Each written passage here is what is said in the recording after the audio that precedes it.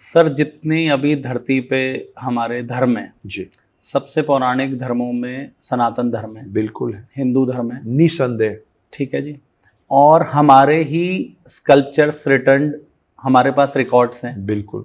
फिर भी हम खुद हिंदू होने के बावजूद भी हम लोग बहुत परे हैं। जी हम उसे फिर भी हम बोल भी क्यों जाते हैं कि माइथोलॉजी। अभी मैंने बहुत लोगों से सुना कि हिंदू मैथोलॉजी पे मूवीज बन रही हैं। हाँ तो हमें ट्रेंड ऐसा किया गया है, कुछ तो पीछे जो हमारे शासक रहे उन्होंने भी करा, हम लोग जितनी हमारे पे इवेजन्स हुई उसकी वजह से हुआ। ठीक बात। और उसके बाद भी हम लोग इम्प्रूव क्यों नहीं कर पाए सर? नहीं इम्प्रूव, देखिए क्या हुआ है, हम लोग को समझने की ज़रूरत है कि पिछले जो 5-7 जनरेशन्स रहे ना राज जी, उनकी प्राथमिकता किसी और चीज़ में फंसी हुई थी। 1000 साल से ज़्यादा इस्लामिक इन्वेडर्स ने आप पे रूल किया, राज किया। उस समय उनकी प्राथमिकता ये नहीं थी कि आने वाली जनरेशन को बताएं कि देखो बेटा ये जो पूरे ग्रंथ हैं, वेद है, उसकी प्रामाणिकता क्या है या उसका आपके जीवन में इम्पोर्टेंस क्या है। उस समय तो उनके लिए सर्वाइवल ही उनका सबसे बड़ी प्रायोरिटी थी कि हम हमारे बच्चों को जीवित रख लें, बस कैसे भी रख लें, कहीं छुप के रख लें। समय बीता, जैसे जैसे समय आया, पिछले 200-300 साल 200 साल हमको अंग्रेज़ों ने हम पे राज किया। उस समय की प्राथमिकता यही थी कि अब अपनी ज़मीन कैसे बचा लें, है ना। अगर हम या देश को आज़ादी दिलाना उस समय की प्राथमिकता थी जी। भाई देश बचेगा तो फिर धर्म बचेगा। इसीलिए हम लोगों का मानना हमेशा से ये रहा है कि धर्म के ऊपर देश। अगर आपको चुनना है देश और धर्म में तो आप पहले देश चुनें।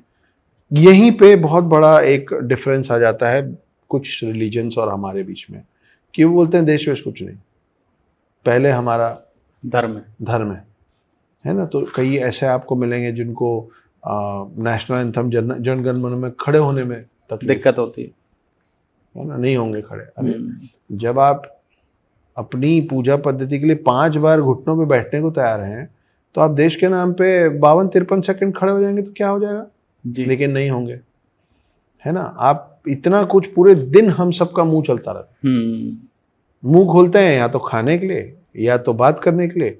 उसमें भी कई लोग मुंह खोलते हैं तो मुंह से भी विष्टाई निकालते जी, ठीक है, क्योंकि वो नफरत फैलाते हैं। तो लेकिन वंदे मातरम नहीं बोलेंगे। तो ये सब जो थॉट है ना, ये दर्शाता भी है और ये फर्क भी दिखाता है कि हमको शुरू से सिखाया गया है कि बेटा धर्म भी छोड़ना पड़े ना देश के लिए तो छोड़ देना जी, देश के ऊपर कुछ नहीं। कहीं और सिखाया गया है कि देश वेश कुछ नहीं होता है। हमारा क्या है, ये देश नहीं बचेगा तो हम जमीन ही तो है ना देश दूसरों के लिए। तो इस जमीन को आप पाकिस्तान में जोड़ दीजिएगा तो आप बोलेंगे देश हो गया जी, ऐसे नहीं होता। तो ये जो आपका सवाल है ना कि ये माइथोलॉजी हमारे साथ क्यों जुड़ गया है जबकि हमारे सबसे पुराने और सब डॉक्यूमेंटेड है, ये बड़े सिस्टमैटिकली इन लोगों के द्वारा किया गया है। हमारे पुराने जनरेशन्स की प्राथमिकता हमको जीवित रखना था। अब जाके वो समय आया है, 70 साल हुआ है मोटा मोटा जी। तो अब ये उनकी जो जिम्मेदारी थी वो उन्होंने जितना निभा पाया उन्होंने निभाया कि भाई इनका लालन पोषण कर लो, इनको जीवित रखो। और इस्लामिक इन्वेडर्स के बाद और क्रिश्चियन इन्वेडर्स के बाद भी इनको हिंदू रख लो कम से कम जी। इसीलिए ना आज मेरा नाम अक्षत और आपका नाम राज और ये सब हिंदी शब्द है।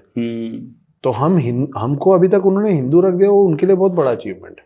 अब आपका और मेरा काम बनता है आगे की जनरेशन को वापस वहां लेके जाना जी, जो हमसे छीन लिया गया। तो आप उसमें बहुत बड़ा रोल अदा कर रहे हैं और मैं आपको बहुत बहुत आभार करता हूं और बहुत ही साधुवाद, क्योंकि आप एक ऊर्जा और एक नई अलग जगा रहे हैं कि फिर से हम सोए हुए हिंदू को, जो कि सर्वाइवल के कारण अपने पिछली कुछ जनरेशन्स में हम लोग डाइल्यूट होते गए, तो आप उस कड़ी को जोड़ रहे हैं। तो आपका बहुत बहुत धन्यवाद। अक्षत भाई, हमें ये बताइए कि जैसे हम लोग ये मानते हैं कि अभी हम सुपर ह्यूमंस की बात होती है, कई सारी चीजें होती हैं। आज से कितने वर्ष पहले युगों में, तब सतयुग था, हनुमान जी पर्वत उठा लाए जी, संजीवनी का पर्वत उठा लाए जी। तब हमारे पास ये कई हजार साल पहले ये डॉक्यूमेंटेड है। और आज की मूवीज में हम देखते हैं तो हम शायद उसको मान लेते हैं कि जेम्स बॉन्ड ये कर लेगा, स्पाइडरमैन ये कर लेगा। आप इस चीज में हम लोग कैसे इन चीजों को आने वाली जनरेशन है जो आज जेनजी है उनको कैसे विश्वास दिलाया जाए कि ये मिथ्या नहीं है, ये हमारी पौराणिक ये ग्रंथों मिथ्या में नहीं है, ये सत्य है। जी। देखिए हम लोग ना शुरू से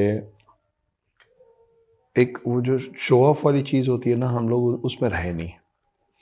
हम लोगों का बहुत खराब जिसको कहते हैं प्रमोशन और मार्केटिंग जो है ना, वो हम लोगों की बड़ी खराब रही, क्योंकि हमें वेदों पुराणों में भी ये सिखाया गया कि भाई अगर आप कुछ अर्जित किए हैं तो वो अकेले आपका नहीं, समाज का।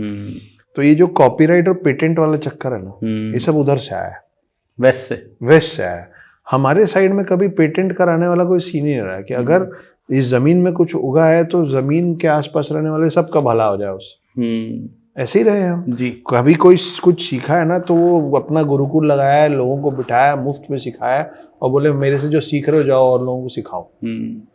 यही सुश्रुत ने किया, यही धन्वंतरी ने किया, यही चरक ने किया, सब ने किया। वहां ऐसा नहीं होता है।